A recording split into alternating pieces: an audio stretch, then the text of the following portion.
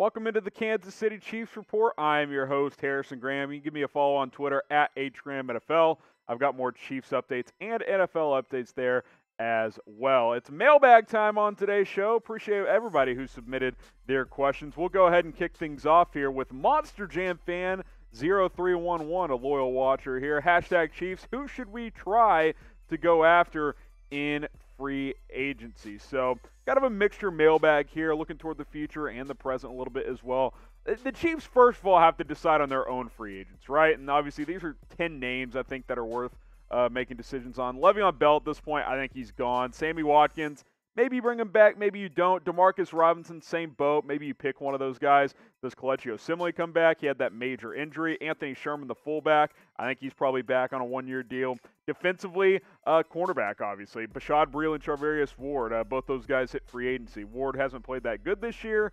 Breeland's been up and down, so we'll see there. Damian Wilson, the linebacker's a free agent, and then Dan Sorensen and Tano Passanio are some other contributors as well. Obviously, Dirty Dan has been a key player, especially in the playoffs, in recent memory. So we'll see what Kansas City does on that front. I think these are some at least areas of need to consider this offseason, whether it be the draft or in free agency. I'm not going to give you a bunch of non-Chiefs free agents to consider, but I think cornerback, what do you do with your free agents? Do you go out and get somebody? Linebacker, I think that's an area you still need to get better at. Offensive line, that you have some options. Hopefully Mitchell Schwartz is back next year. Lucas Niang, the rookie who opted out this year, we'll see there. Wide receiver, got a couple of free agents there, and then edge rusher. So I think while Kansas City's in a good spot, they have a lot of great players, obviously, there are going to be some areas to consider in terms of improving this roster. Keep in mind, Brett Veach spent a lot of money this past offseason, so the salary cap's going to be tight. We'll see how he manages the salary cap for Kansas City in 2021. I trust him to be able to do that at a very, very high level. So name a free agent you want the Chiefs to sign this offseason. It can be one of the Chiefs free agents or a free agent from another team. Let me know who you would like to see Kansas City go out and get. Go ahead and let me know down in the comments section. Next up, we've got Faisal, hashtag Chiefs. When is the Chiefs mock draft coming? I know you guys have been asking about it. I thought about doing it during the bye week and the playoff run.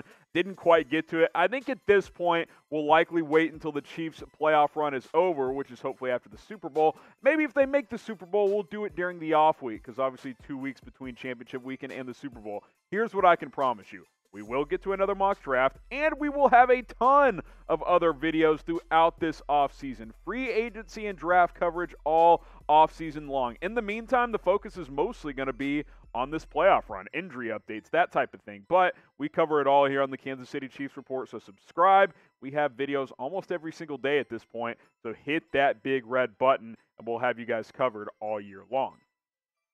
Next question, Ajmel Amini, hashtag Chiefs. Should the Chiefs release Sammy Watkins and sign Chris Godwin this offseason? Well, number one, Watkins is a free agent, like I previously mentioned, so they wouldn't have to release him. They could let him walk, which I think is basically what you meant, and I think that is a possibility, A, because they may not want to pay him what he might be able to get on the open market, and B, he kind of gets hurt every year. Like, he's been great in the playoffs, but he doesn't give you a ton in the regular season because he always misses games, whether it's a hamstring pull or a calf injury or something like that. It's never anything major, but he always seems to miss time in the regular season, and this year even missed the first playoff game as well. Chris Godwin, who's been a little banged up this year, is a player I really like a lot. I think he would eat in Kansas City's offense and play at a very, very high level. Obviously, in 2019, he put up just godly numbers, no pun intended there. Had a good season this year as well. Came on late after dealing with that hand fracture that cost him to miss a couple of games, but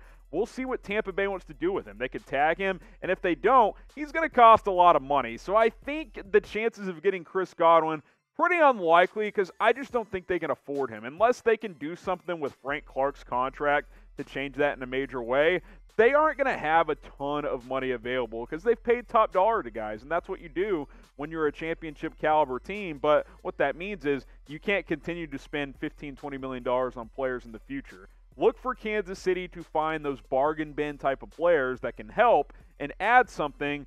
But getting a guy like Chris Godwin, that's going to be $15+ million per year, maybe in the $20 million range for a player like that. So I don't think it's very likely. Would it be fun as hell? Absolutely. Chris Godwin, Travis Kelce, and Tyreek Hill, good luck to opposing defenses. but I just don't think it's very likely at the end of the day. Okay, what could be likely is bringing back Sammy Watkins, at least more likely. So what do you guys think?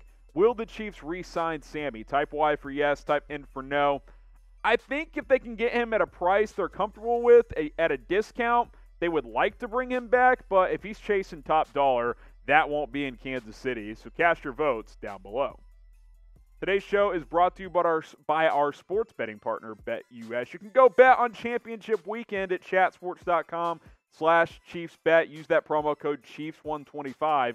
That'll get you a 125% deposit bonus. If you like the Chiefs this weekend, if you like the Bucs or the Packers, if you like the overs, the unders, whatever it is, prop bets, you can do it all at BetUS. Just be sure to use that promo code Chiefs125 when you deposit at chatsports.com/ChiefsBet. All right, a couple more questions here. Cole T, #Chiefs. Will Mahomes be 100% if he comes back? All right, here's the deal. Patrick Mahomes will not be 100% on Sunday's game. Depending on when you're watching this, we may already know if he is going to play, and assuming he is, which I think he will, he still won't be 100% because, remember, he's dealing with that foot-toe injury thing too. He was limping pretty decently in that game against the Cleveland Browns. Now, the good news is, with Mahomes' arm talent, he doesn't have to be 100% healthy, 100% mobile to play at a very, very high level. We saw that against Cleveland because he suffered that toe injury pretty early on in that game, and he was still very effective. 21 of 30, 255 yards and a couple of touchdowns. I fully expect Mahomes to be just fine, but that being said, he's not going to be 100%, and he probably won't really be that close to 100%. If you're hoping if he's 85, 90%, you're feeling great because that's still arguably the best quarterback in the league, if not one of the 2 or 3 best. So if he's out there, I'm not worried. But to suggest he could be 100%, I don't think that's very likely at this point. I think you just have to assume he's going to be at least a little bit banged up. Now, who's going to have a bigger game between these two star quarterbacks on Sunday? Type PM for Patrick Mahomes. Type JA for Josh Allen. The better quarterback in this game will probably win it. So type PM for Mahomes or JA for Allen. I'm going to roll with the reigning Super Bowl MVP. Give me Patrick Mahomes on this one. I believe this is our last question. Naveen Sports Quarter, #Chiefs.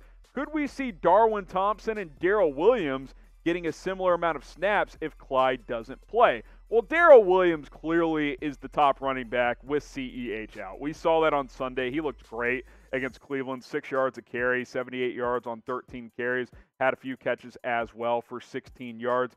I'll just say this right now. Whether Clyde plays or not, Darrel Williams is the guy right now. Now, if CEH is close to 100%, I would anticipate him starting, but Darrel Williams will and should have a role. I don't anticipate Darwin Thompson being factored in at all. He didn't play at all against Cleveland. Maybe he got in there for a play or two, but Le'Veon Bell was the number 2 back behind him. So I fully expect it to be a combination of Clyde, if he plays, and Darrel Williams, sprinkled in with a little bit of Le'Veon Bell. I think that's what you can expect to see at the running back position. I don't anticipate Darwin Thompson being a factor in this game. Maybe he factors in next year with a couple of these guys hitting free agency. But Darrel Williams, he's earned a role for the rest of this playoff run.